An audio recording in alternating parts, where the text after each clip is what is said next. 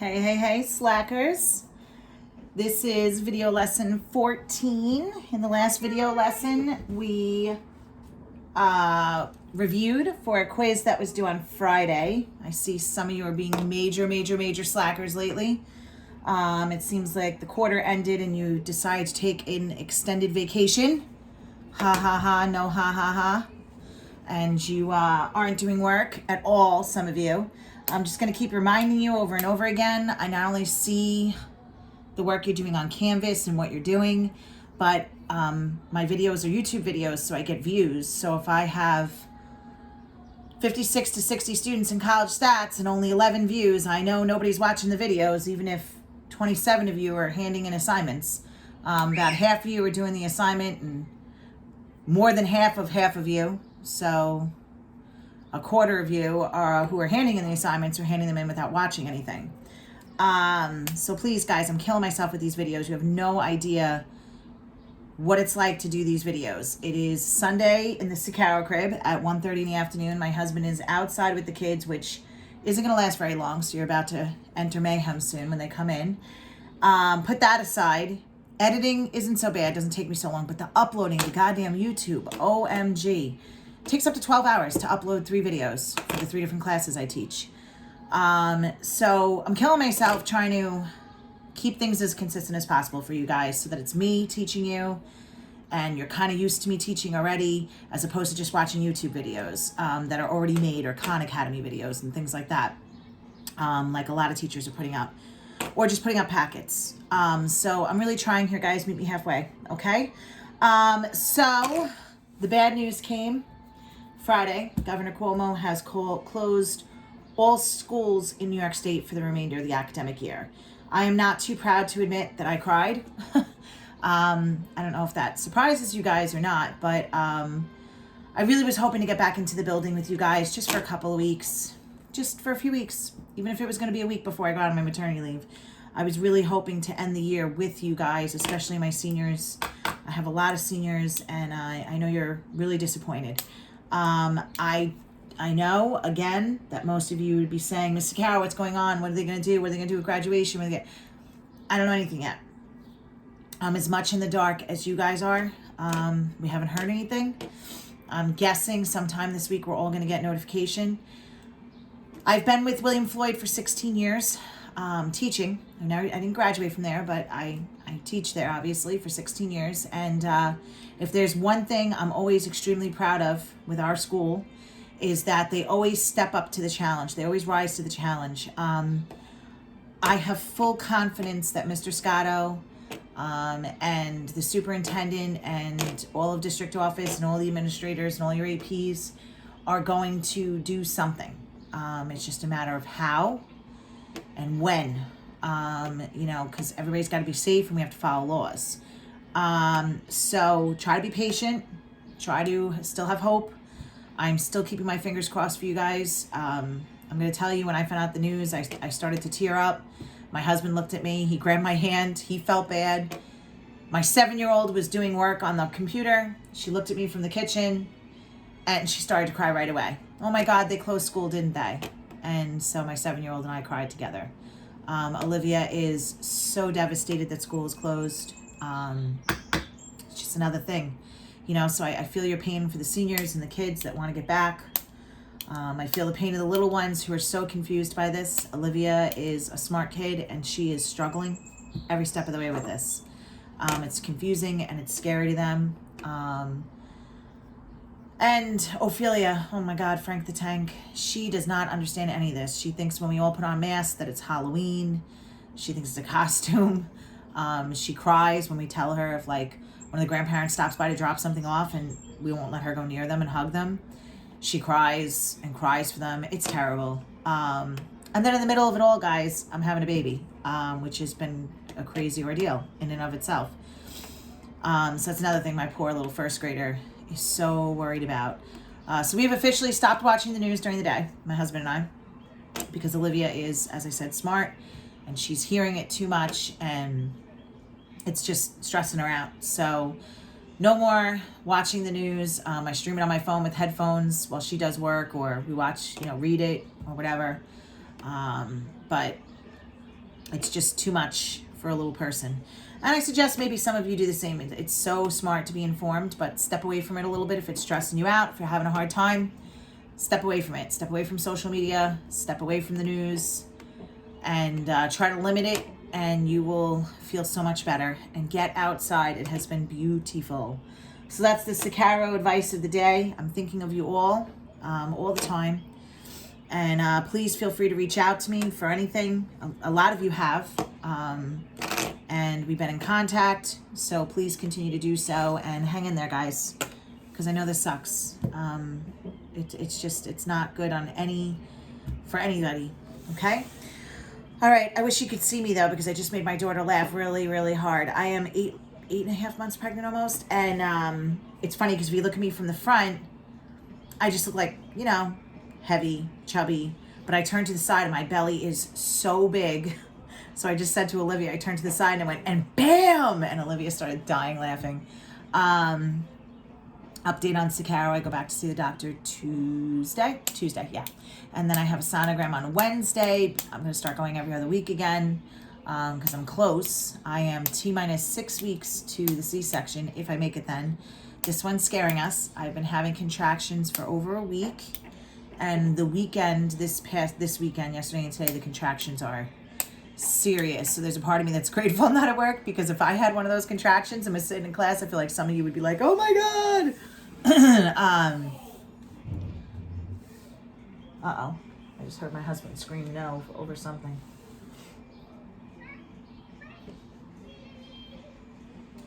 I don't know what she's doing. I leave Daddy with the kids, and he's on his phone on the deck, and my 2-year-old is just fending for herself, and then all of a sudden he screams, no! All right, anyway. So, yeah, if you guys could see me now, I am tremendously pregnant. It's very funny. The baby feels the baby kick, and it's very funny. She either jumps away like it's scary, like I have an alien inside of me, or she makes the big O face. It's very funny. All right, so anyway, names. We're still on the name game. I told Jimmy, because he might not be able to be there or might have to leave very quickly and not be able to come back till I'm discharged, that we really need to nail down the names before, because I do not want the responsibility of naming this child on my own or without him and get the whole for the rest of my life. Well, you pick the name. I do love Eliana. My Kayla Rooney gave me that one. I do love Eliana. I love Annalie still. We both love Eliana and Annalie. Jimmy still likes Eleanor. I'm kind of on the fence about that one now. I love Eloise. And the new one is Gianna or Giovanna, which my husband, who's 100% Sicilian, is like, that's really Italian. And I just looked at him like, you're really Italian. But okay. So that's the new one. I don't know. So we'll see. Time will tell. I'll keep you guys posted. So there's your Sakarism of the day. All right, so we're going to start new stuff, and I hate this unit. We're going to do it for a couple of weeks, and we're trying to go as fast as possible because it is utterly painful to me. It's probability. Part of statistics is probability, because when you analyze data and you look at data and you try to draw relationships, correlations, and you try to draw conclusions, it's all based on probability in a lot of ways. Like, what's the chance of you being right? What's the chance of that actually being accurate? It leads right into the concept of confidence intervals, which I didn't get to last year, but I might get to this year, because we're not having finals and we're teaching to the end. So we have to get through it. It's massively annoying. I'm going to try to go through it as quickly as possible, and you guys just hang in there with me. Okay, my darlings? So if we were in class, we would have a do now. We're going to start with very basic probability, and then we're going to go into other stuff. And like I said, maybe 2-3 weeks on probability tops. Okay, so Lily tosses a coin. What's the probability that it lands on heads? What's the chance that she gets heads? So think about a coin. I flip a coin. How many sides does it have? The probability of heads. How many sides does it have?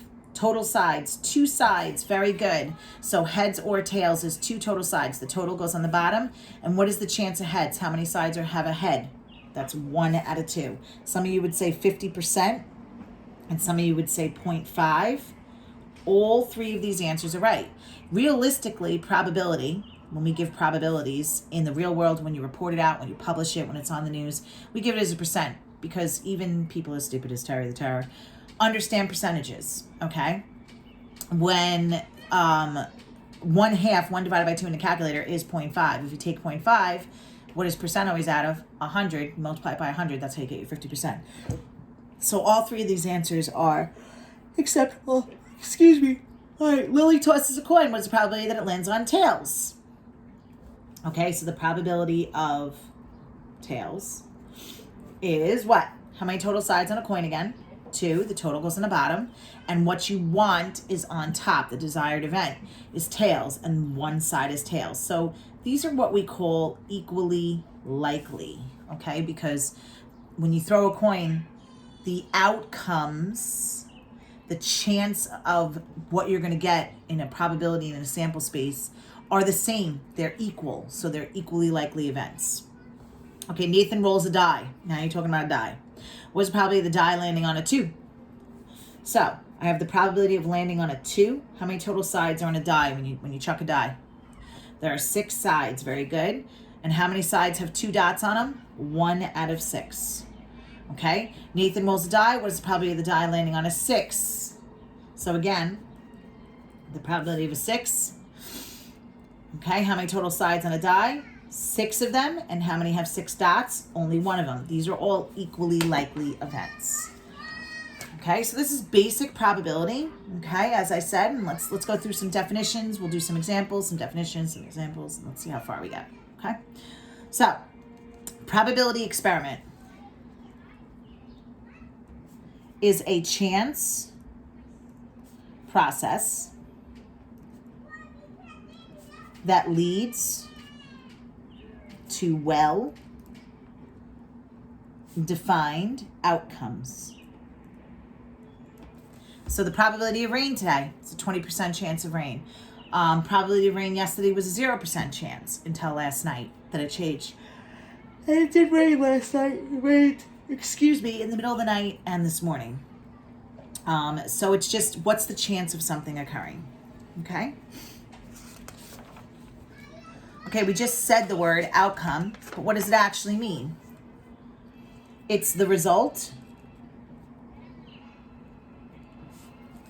of a single trial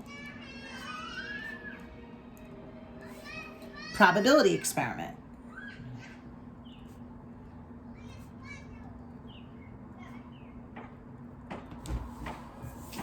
So, we just defined probability experiment and used the word outcome in it. A chance process that leads to well-defined outcomes. Okay? Keyword being chance. Okay? And that there's results, outcomes. And then now in the word outcome, we're saying it's the result of what we just talked about, a probability experiment. So there could be one outcome. There could be, usually there's more than one outcome, at least 2. So like probability when you throw heads, your outcome is heads. It's 1 out of 2. 50% chance. Probability when you roll a die of landing on a 2.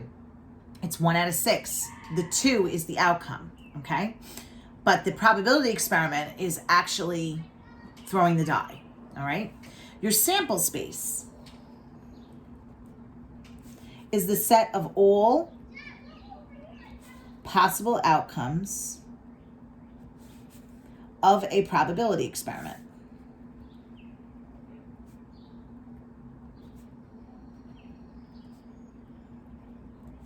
So the sample space is all the possible outcomes. When you talk about a die, there are how many total outcomes? You can land on a 1, a 2, a 3, a 4, a 5, or a 6. There are 6 total outcomes when you throw a die. When you throw a coin, how many total outcomes are there? There are 2. So when I throw a coin, the sample space has 2. And when I roll a die, the sample space is 6. Okay? All right, so take a look at the examples. Some sample spaces for various probability experiments are, take a look what they are.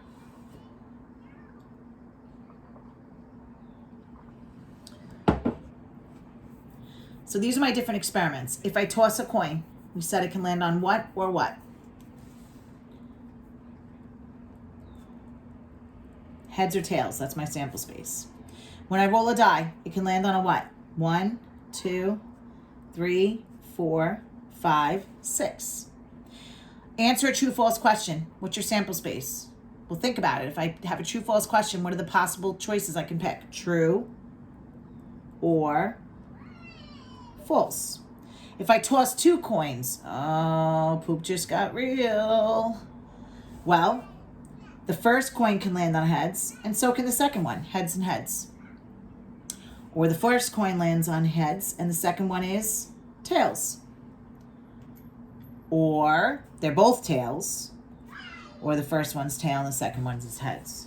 Okay, so when we talk about your sample space, or if they say list the sample space, you have to list all your possible outcomes. All outcomes. Okay? All right, drawing cards. I did add on this assignment a picture of a deck of cards. Why? Because most of you don't know what a deck of cards is. This is why the questions on a deck of cards are so goddamn confusing for you guys, because you don't play cards and you don't really know a deck of cards. For some of us, we're like, really? Because you play cards and you know a deck of cards. But for most people, majority of people, don't play cards, so they don't know what a deck of cards and they're not familiar with it. And they always seem to ask questions about probability on a deck of cards. So, with that being said, I gave you a nice image that you can either just keep open while you do your homework problems, or keep open while you take your review or do your quiz, and it's right there for you to look at, a visual, because I'm a visual person too. Or if you don't need it, you don't need it, okay? But let's talk about a deck of cards. The first thing is, how many total cards are there? This is the big one. This is how I always remember it. I break it down. What are your possible outcomes, total possible outcomes? Very good. There's 52 outcomes. Total outcomes, 52 of them. Okay? There are how many suits? How many different symbols? There are 4 suits. So now take 52 and divide by 4. If you have a hard time remembering how many each suit and all that jazz, and that's where you get lost. If you can remember that there's 52 total cards and 4 different pictures, symbols, 52 divided by 4 is 13. 4 suits with 13 cards in each. We know that out of the 52 cards, half are red and half are black. Okay? And in each suit, you have face cards. Okay? Each suit has Jack, Queen, King. 3 face cards. And an ace.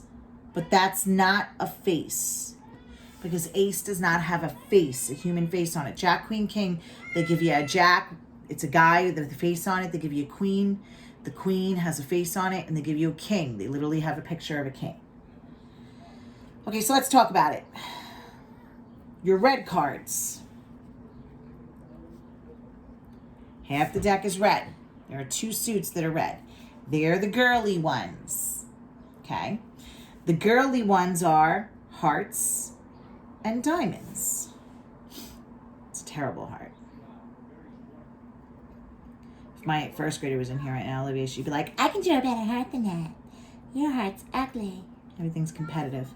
Okay, so hearts and diamonds. Both cards, the lowest number is the number 2, and you count all the way up to the number 10. So 2, 3, 4, 5, 6, 7, 8, 9. I'm sorry, 9. My God, I'm losing my mind. 2 through 9.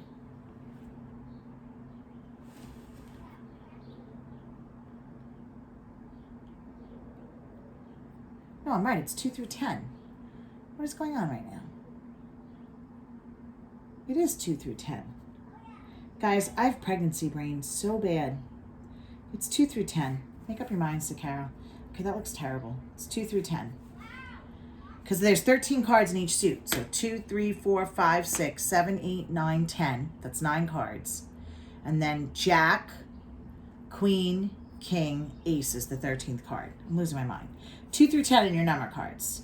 And then you have a Jack of Hearts, a Queen of Hearts, a King of Hearts, and an ace. Or you have 2 through 10 diamonds, a 2 of diamonds, a 3 of diamonds, a 4 of diamonds, a 5 of diamonds, so on and so forth. A jack of diamonds, a queen of diamonds, a king of diamonds, and an ace of diamonds. These are the girly ones, because girlies are hearts and diamonds. Diamonds are a girl's best friend, and girls love to draw little hearts as the dots on their eyes. Now the boy colors are black. Even though if you ask me, I love the color black. I predominantly wear it. You have clubs. These are called clubs. And you have spades. I think that's how you spell it. No, spades is S-P-A-D-E-S. They also, 2 through 10, jack, queen, king, ace. There's your 13 cards of each. And again, there is a picture. I uploaded a PDF file in the assignments so you can see it. Okay? All right, let's talk about gender of children. Read example 2 to yourself.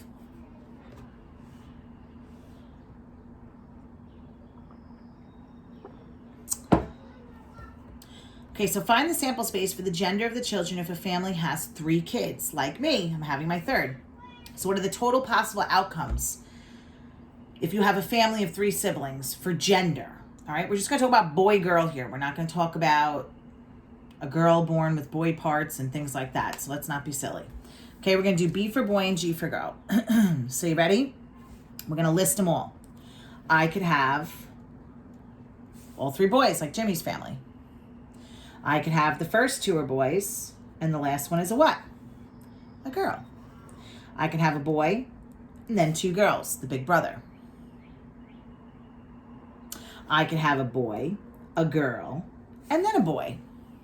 That poor girl. Okay, should we keep going? I could have all 3 girls. I could have the first 2 are girls, and the last one's a boy. I could have the big older sister and the 2 little brothers. Or I can have a girl, a boy, and a girl. So what am I missing here? Because I am missing. What else in each one? I did 2 boys and a girl. I did 2 girls and a boy. I didn't do it the other way. Yeah, I did. I have 1 girl, 2 boys. 1 boy, 2 girls. So who am I missing?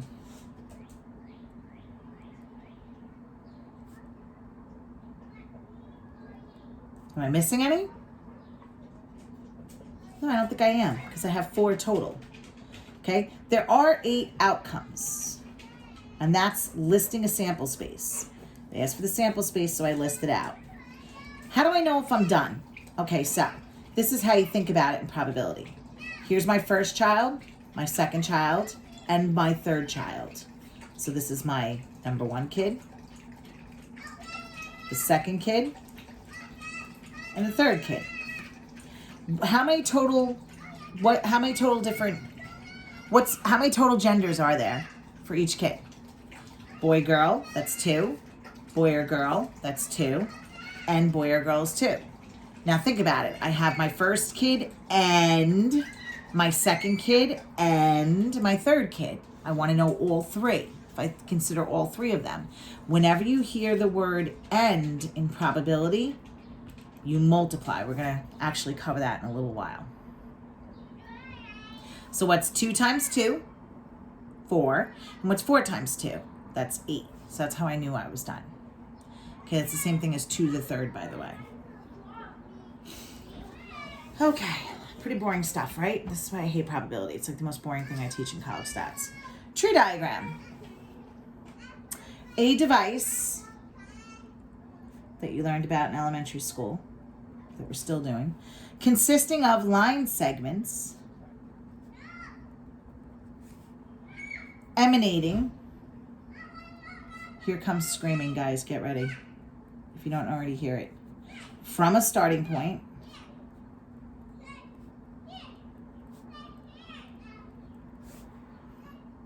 and also from the outcome point.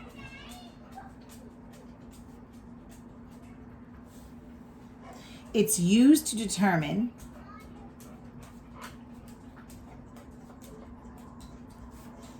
all possible outcomes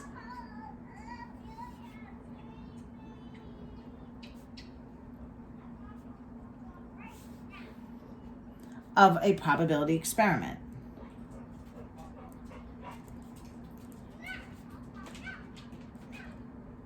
Now, realistically, you rarely see a tree diagram in the real world in statistics. It's funny I say that, though, because Governor Cuomo's been showing it the last 2 weeks. And here I am saying, calm down with the news and whatever. But I look at the data because I'm a dork like that. He shows the diagram of people. And he says there's different rates of infection. And he's talking about trying to keep the rate of infection for 1-to-1. Meaning you have it, you're not showing symptoms, but you're contagious. And you pass it to maybe only one other person. There are other scenarios, though, where you have it, and this is similar to a tree diagram. But now you go and visit your mom and dad, and you have symptoms, but you don't know it. You don't have symptoms, but you have it and you're contagious. So now mom and dad get it, and then they're visiting people. So now that rate of infection gets even bigger. You understand what I'm saying? You don't want to go over a 1-to-1 rate of infection. You want to keep it contained. And that's what they've been trying to do. Statistically speaking, we're calling this the containment period. And that's why everybody's on the stay-at-home orders, even though they don't like it and people are protesting and being ridiculous. The whole point is to keep the rate of infection down. And the way you do that is, if Jimmy gets it from work and brings it home, maybe I'll get it. Maybe just this house will get it. But if we're not with other people, we're not passing and making that rate of infection increase exponentially. That's where a tree diagram is really kind of used. So even though I knock this stuff and I say it's trivial, it's elementary school, this is so annoying, I can't stand it, it's pointless, it hasn't been. And the reason why it hasn't been, and the reason why he's been showing this on his slides, is because somebody like Terry can even understand this, because it's a visual, it's a picture with stick figures. So they're like, oh, okay, that kind of makes sense. You hope it does. Some people right over their head, and then they go out on the street without masks on, stand right next to complete strangers and protest that this is against their constitutional rights. But you hope that most people understand it, because if you just sat there and talked numbers and statistics, most people wouldn't get it. But if you show them a picture like this and you break it down, they're like, oh, that kind of makes sense. Okay. All right, so gender of children. Use a tree diagram to find the sample space for the gender of 3 children in a family. So we listed the sample space up here. Let's draw a tree diagram and see what happens. Okay, so here's my first child. My firstborn, my Olivia. Could have been a boy or a girl. I ended up having a girl. Here's my second child. Okay. I can have a what? Boy or girl. Right? Boy or girl. Here's my third child. Poop's about to get real. I could have a boy, or a boy. I could have a boy, or a girl. I could have a boy, a girl, and a boy. I could have a boy, a girl, and a girl. There's my BBB, there's my BBG. Say, BBB, BBG. Here's my BGB, BGB. Here's my BGG. Okay? I could have a girl, I could have a boy. And then the third child, it could be a boy, girl again. So it could be girl, boy, boy. Girl, boy, boy. Or girl, boy, girl. I could have a girl, girl, boy. Or a girl, girl, girl. There's Sakara right there. Sucks for me, right? So what was the percent that would happen to me? How would I figure that out? What's the percent that Sakara would have all 3 girls? Or in Jimmy's case, where Terry had all 3 boys. What's the percent? What's the probability of that happening? Well, how many total outcomes are there if you want to figure out the probability of girl, girl, girl? Which is the same thing as probably a boy, boy, boy. What's the total outcomes? 1, 2, 3, 4, 5, 6, 7, 8. It's 8.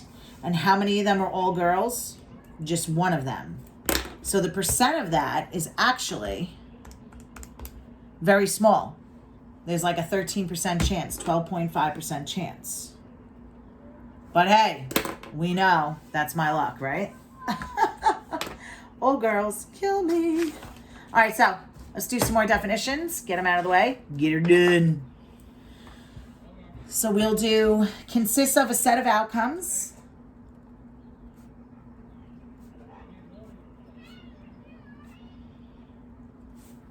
Consists of a set of outcomes of a probability experiment.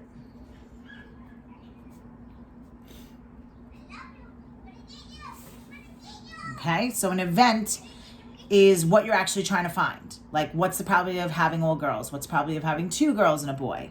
That's your event. A simple event is an event with one outcome is called a simple event.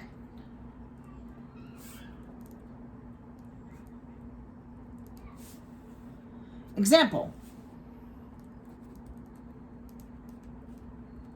Roll a die and a 6 shows.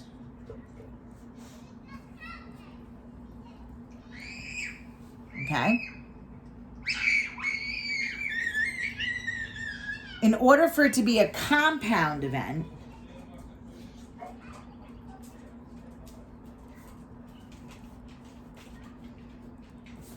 that is, it consists of 3 outcomes. Okay? So an example of that would be roll a die and land on an odd number. So your odd numbers of 1 to 6 is 1, 3, 5. So that's 3 possible outcomes. That makes it compound. Simple is when you only have 1.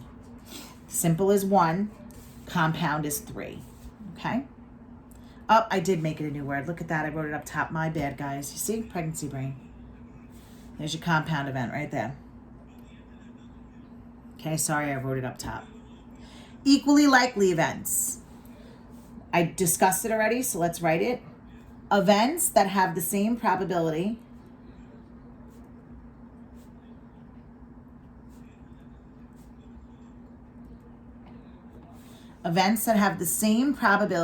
of occurring.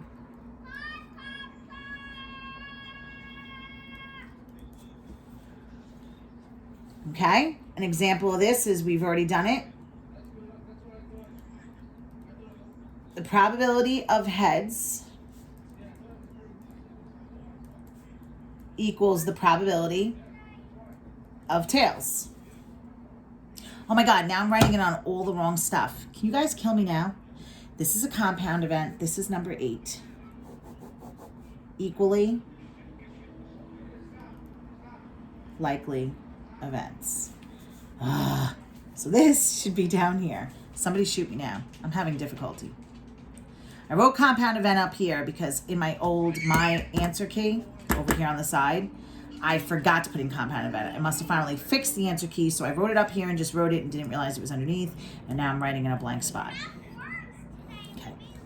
Sorry, I'm going to go like this so I don't do it again. Classical probability uses sample spaces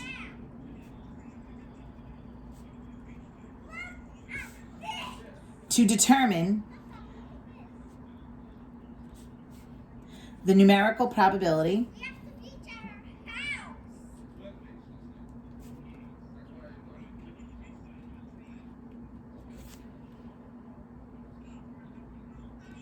that an event will happen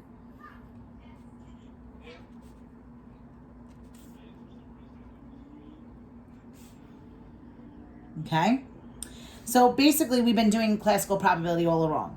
So the probability of an event is the number of outcomes in that event out of the total number of outcomes in the probability experiment in the sample space.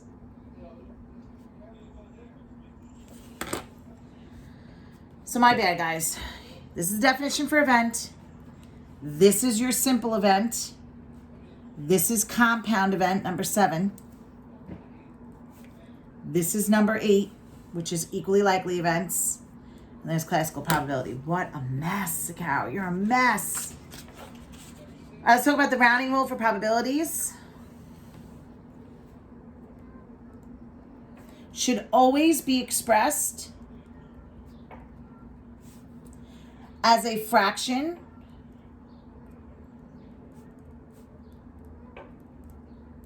in lowest terms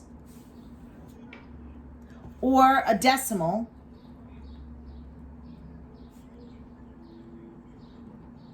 rounded to 2 or 3 decimal places.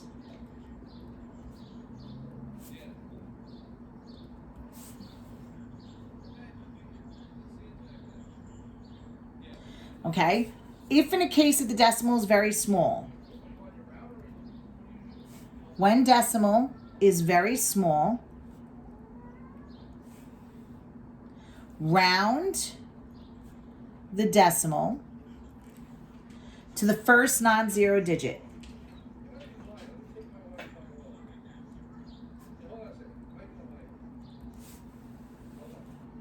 So let's say you get an answer like 0.00000000587. Usually this is when the calculator spits out scientific notation, by the way. I would round that to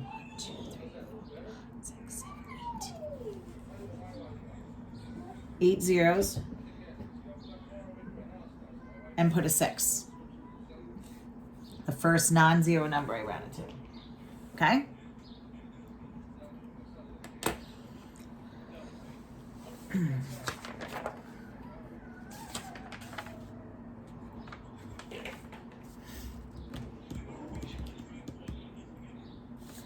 Okay, so let's take a look. Drawing cards. Find the probability of getting a red ace when a card is drawn at random from an ordinary deck of cards. A red ace. So they're not referring to picture, they're just saying red. We know half the deck is red, and you have hearts and diamonds, which means I'm going to have an ace of hearts and an ace of diamonds. So the probability of a red ace means I have 2 red aces out of how many total cards? 52. Now, if you guys left it that way, I would take off a point on a quiz. That reduces to 1/26. You have to reduce it. Okay? And I believe I sent all of you the link for the free calculator, graphing calculator at this point, for 6-month trial. All right, drawing cards. Find the probability of getting 2 of spades when a card is drawn at random. So I want the probability of 2 of spades. There's only 1 2 of spades out of how many total cards? 52. Okay? Find the probability of getting a black queen when a card is drawn at random from an ordinary deck of cards. So the probability of a black queen. I have a queen of what and a queen of what? Queen of clubs and a queen of spades. Again, that's 2 out of 52 total cards, which reduces to what? 1 out of 26. These are equally likely events. Okay, we're back to gender of children now.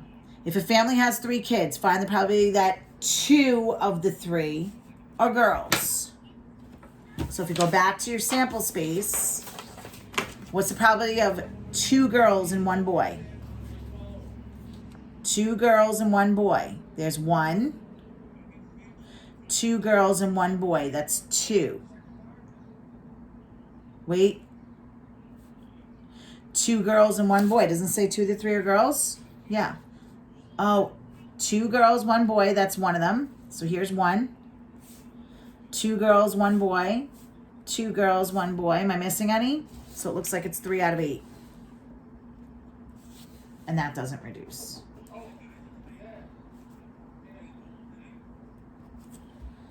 Or you could just write the probability of girl, girl, boy. But that's, you know, then we're thinking order, and it doesn't have to be that way. It could be any order. All right, guys? All right, let me take a look at... Yeah, we're going to keep going. We're going to keep going. We got 2 more minutes here. The difference between or and end. Yeah, let's do this. Okay? Because I'm going to end with this. We'll do the last little bit of notes here with the probability rules and the complement empirical. We'll do that next. But let's do or and end. Let's end with or and end. The big thing is if you hear the word or, you add. And if you hear the word and, I already said, you multiply. How can you remember that? Even though it's only by 1 letter, or is a smaller word to spell, like add, smaller word to spell compared to multiply. And is the bigger word, longer word to spell than compared to or. Multiply is the longer word to spell. Okay? Or add and multiply. Okay, so let's take a look at some more here. The probability of getting a jack. There's a jack in each suit, and how many suits are there? There's 4 suits, so there's 4 jacks out of 52 cards. That reduces to 1/13. Probability of getting a 6 of clubs. It has to be a 6 of clubs. There is 1 6 of clubs out of 52 total cards. Very good. So far, this is just classical probability. Here's a word. The probability of getting a 3 or the probability of a diamond. Now, we have to be very careful here. How many 3s are there in a deck of cards? 3 of hearts, 3 of clubs. Sorry, 3 of hearts, 3 of diamonds, 3 of clubs, 3 of spades, right? There's 2 red 3s, 2 black 3s. So there's 4 out of 52. When I hear the word or, what do? I add it. Now, essentially, how many diamonds do we have in total? What did we say? There's 13. But, and it's a big but, in those 13 diamonds, there's a 3 of diamonds. So careful of the 3 of diamonds. You can't count it twice. Do not count it 2 times. If I count the 3 diamonds here and say there's 4 3s out of 52, and one of them's a 3 of diamonds, and then I count the 3 diamonds over here, now it's not a standard deck of cards. Now there's not a total of 52 cards, there's 53, and we have 2 3 of diamonds. So you have to be careful. If I counted it here, I have to take it away from here. So originally there's 13 diamonds, but one of them is the 3 diamonds over here, chilling like a villain on penicillin. So instead of 13 out of 52, I'm going to say 12 out of 52 because of the 3 of diamonds. Now add it up, you get 16 out of 52, which reduces to 4 out of 13. Okay? All right, the probability of getting a 3 or an ace. Or a 6. How many 3s are in a deck? 4 of them. When I hear the word or, I add. How many 6s are in the deck? There's 4 of them. Can a 6 be a 3? Is there any way there's overlapping? And no, so we're okay. So 4 plus 4 is 8 out of 52, which reduces to 2/13. All right, let's keep going. The probability of getting a 4 and the probability of getting a king. So what's probability of getting a 4? How many 4s are in a deck? There are 4 out of 52 cards. And means I multiply. The probability of getting a king. Now, you don't have to worry about overlapping with an end. There are 4 kings. I didn't mean to say that. Can a king be a 4? No, they're completely different. So there are 4 kings out of 52. So this is 16 out of 52. 16 out of 169, I think.